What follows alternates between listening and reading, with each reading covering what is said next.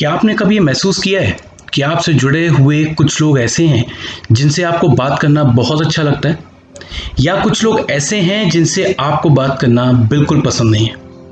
इस पसंद और नापसंद का एक कॉमन रीज़न है और वो है उनके बात करने का तरीका।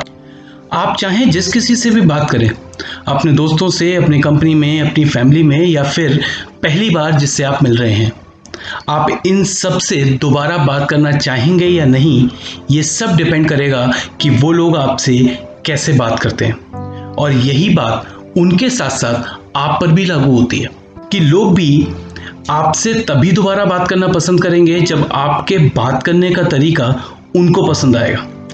तो एक बात यहाँ पर बहुत क्लियर हो जाती है दोस्तों, कि भले ही शब्द आपके हैं लेकिन इनका उपयोग दूसरों के लिए करना होता है। दोस्तों, स्वागत है आप सभी लोगों का हमारे YouTube चैनल में, जहां पर मैं आज आपसे इसी इंपॉर्टेंट टॉपिक पर बात करने वाला हूं, जिसका नाम है 7 कैरेक्टरिस्टिक्स ऑफ कम्युनिकेशन। इस वर्ड में अगर आपको सक्सेस होना है दोस्तों, तो अपनी फील्ड की स्किल्स का किंग बनना ही पड़ेगा। हर इंडस्ट्री का कोई ना कोई किंग जरूर होता है। जैसे जंगल का राजा शेर होता है, फलों का राजा आम होता है। जैसे हमारे जितने भी फेशियल इमोशंस होते हैं, उन सब में सबसे स्ट्रॉन्ग इमोशंस है स्माइल। ठीक ऐसे ही इस दुनिया में जितनी भी स्किल्स हैं, उन सभी स्किल्स का किंग है कम्युनिकेशन स्किल्स। बाकी सभी स्किल्स एक तरफ, लेकिन कम्युनिकेशन स्किल्स एक तरफ। दोस्तों, कम्युनिकेशन एक टू वे प्रोसेस है, जिसमें एक सेंडर और दूसरा रिसीवर होता है। लेकिन एक इफेक्टिव कम्युनिकेशन को पूरा करने में कुछ बैरियर्स भी आते हैं, कुछ सेंडर की तरफ से और कुछ रिसीवर की तरफ से। तो चलिए एक बार सेंडर के साइड से होने वाले बैरियर्स को अंडरस्टैंड कर लेते हैं। वो कौन कौन से बैरियर हैं? जैसा कि आप यहाँ पर देख पा रहे हैं, मैंने कुछ बैरियर्स लिखे हुए हैं। बिना प्लानिंग के बोलना, या ये कहूँ कि ये पता ही नहीं है कि बोलना क्या है।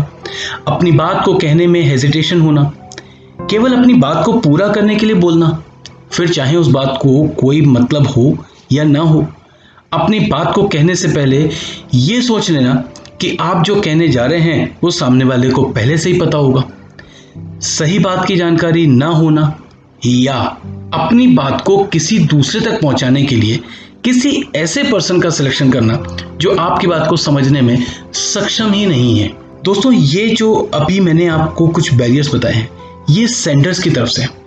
अब एक बार रिसीवर की साइड से होने वाले बैरियर्स भी देख लेते हैं। आपकी कही हुई बातों पर ध्यान ना देना, आपकी कही हुई बातों पर विश्वास ना होना, आपकी बातों को सुनने में कोई इंटरेस्ट ना होना, आपके कहने से पहले ये सोच लेना कि आप क्या कहने वाले हैं और आपको आपकी बात को पूरा ना करने देना। और ये भी हो सकता है कि वो आपसे बात करने की स्थिति में ही ना हो। ये कुछ ऐसे रिसीवर की तरफ से बैरियर्स हमें कई बार मिलते हैं जिनसे हमारी इफेक्टिव कम्युनिकेशन पूरी नहीं हो पाती है। तो चलिए अब इन सभी बैरियर्स को समझ लेने के बाद मैं आपको बताने वाला हूं वो 7 इंपॉर्टेंट पॉइंट्स, जिनकी हेल्प से आप अपनी कम्युनिकेशन स्किल को और बेहतर बना सकते हैं। इन्हें हम 7 C's ऑफ कम्युनिकेशन भी बोलते हैं, जिसमें कि ये जो 7 C's हैं वो क्या क्या हैं, एक बार देख लेते हैं। Completeness, conciseness, consideration, clarity, concreteness, courtesy and correctness. ये हैं 7 C's, और इनका यूज करने से आपको क्या बेनिफिट होने वाला है ये भी आज जान लेते हैं। तो दोस्तों, पहला C है कंप्लीटनेस। आपकी कम्युनिकेशन पूरी होनी चाहिए। आप जो भी बोलें पूरा बोलें। आपकी बात से आपकी ऑडियंस की रिक्वायरमेंट पूरी होनी चाहिए। अपनी बात को कहते समय सामने वाले के माइंडसेट का ध्यान जरूर रखें। इससे बेनिफिट क्या होगा कि आपकी बात सुनने के बाद रिसीवर के माइंड में कोई क्वेश्चन नहीं रह जाएगा, और ये एक बेहतर डिसीजन मेकिंग में हेल्प भी करता है। सेकेंड C है कंसाइसनेस, मीन्स शॉर्ट। जितना जरूरत हो उतना ही बोले। दोस्तों, एक इफेक्टिव कम्युनिकेशन के लिए शॉर्ट एंड क्रिस्प बोलना बहुत ज़रूरी है।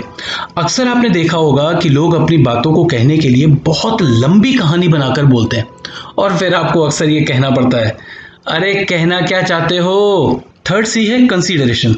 अगर आपको अपनी बात को इफेक्टिवली कम्युनिकेट करना है, तो इसके लिए बेहतर होता है कि आप अपनी ऑडियंस यानी कि रिसीवर के माइंडसेट को समझ लें उनके एजुकेशन लेवल को अंडरस्टैंड कर लें। अपनी बात को कहते टाइम पर यह भी ध्यान रखें कि आपकी कही हुई किसी बात से सामने वाले की सेल्फ रिस्पेक्ट हर्ट नहीं होनी चाहिए। फोर्थ सी है क्लियरिटी। बेटर अंडरस्टैंडिंग के लिए एक बार में एक ही बात को कहने का प्रयास करें। इससे आपको अपनी बात को कहने में आसानी भी होती है और रिसीवर भी आपकी बात को आसानी से अंडरस्टैंड करता है। फिफ्थ सी है कंक्रीटनेस। किसी भी टॉपिक पर बात करने से पहले अपना होमवर्क जरूर करें। जब आप फैक्ट एंड फिगर्स पे बात करते हैं तो कंक्रीटनेस कम्युनिकेशन में आपका कॉन्फिडेंस रिफ्लेक्ट होता है। सिक्स्थ सी है कर्टसी। एक बात का ध्यान रखें कि जिन शब्दों को आप सुनना पसंद नहीं करते हैं उन शब्दों को दूसरों के लिए भी इस्तेमाल बिल्कुल ना करें। इससे आप अपनी ऑडियंस के साथ और अच्छी तरह से कनेक्ट होते हैं।